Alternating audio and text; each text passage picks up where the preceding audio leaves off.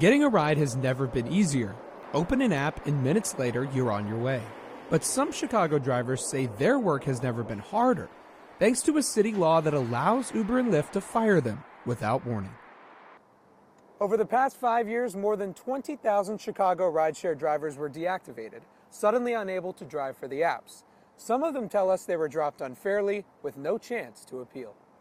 I just felt wronged, like I was violated, and I just knew like this can't be legal, this can't be right. Sarisa Karan, a rideshare driver from Lansing, Illinois, with a near-perfect rating and 7 years of driving experience, was suddenly deactivated from Uber last April after a passenger alleged she spit on them, which she denies. It changed my life, turned my world upside down. The single mother of 4 was also dropped from Lyft just 2 weeks later, despite the company acknowledging in a letter to Karan it had no information about the underlying incident. The dual deactivations were tied to a Chicago law, leading to what some call blacklisting. If a taxi driver is accused of a violation, the city holds a hearing to determine whether their chauffeur license should be revoked, but no clear-cut protection for rideshare drivers, who can be deactivated immediately after an accusation. That deactivation leads to the suspension of their chauffeur license, and in Karan's case, her livelihood, gone overnight. My car was repossessed, almost lost the house. I just didn't have any income. Last November, Karan filed a lawsuit against Uber, Lyft, and the city of Chicago over lost wages and an alleged lack of due process.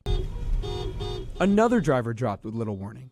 J.C. Muhammad says he was unfairly deactivated from Uber after a passenger complained about his driving. He remembers that trip well. I had a customer complain because she was trying to get to the airport, and she wanted me to break traffic laws and do some extra legal things to get her there.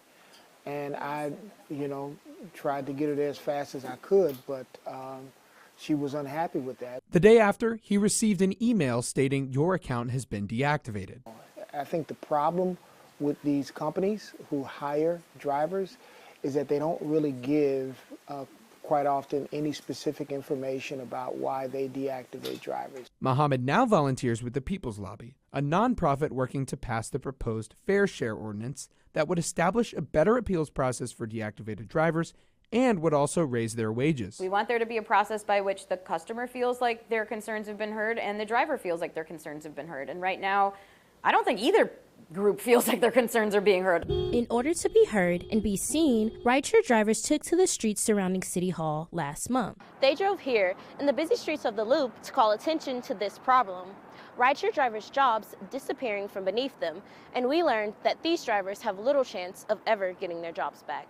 A Freedom of Information request filed by DePaul Center for Journalism, Integrity, and Excellence found that of the 20,000 drivers dropped off the rideshare apps since 2019, only 3.7% were reactivated. The law specifies categories for deactivations, some being serious such as sexual misconduct, DUI, and other illegal acts, while many deactivations fall into a category that some criticize as vague. I'm getting calls from hundreds of Uber and Lyft drivers. So many of them get deactivated for this like catch-all, you violated a public safety concern, but there's no explanation.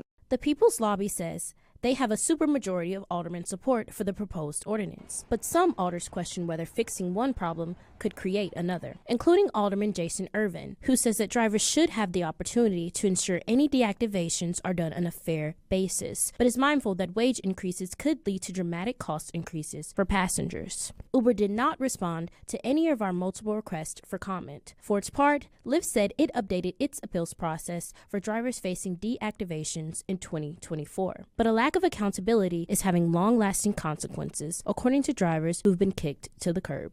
It was heartbreaking. Like, it's still sad when I think about it because I'm still dealing with everything that took place. After this interview, Karan settled her lawsuit with Uber and won her fight to be reinstated. Karan is still suing the city of Chicago, which asked the judge to dismiss the case, saying no city policy caused her injury. Meanwhile, time is ticking for rideshare drivers and the fair share ordinance they support. If it isn't presented to City Council until the end of April, organizers say it may have to wait until next year. I'm Aaliyah McFadden. And I'm Ryan Hinsky from DePaul University Center for Journalism, Integrity, and Excellence.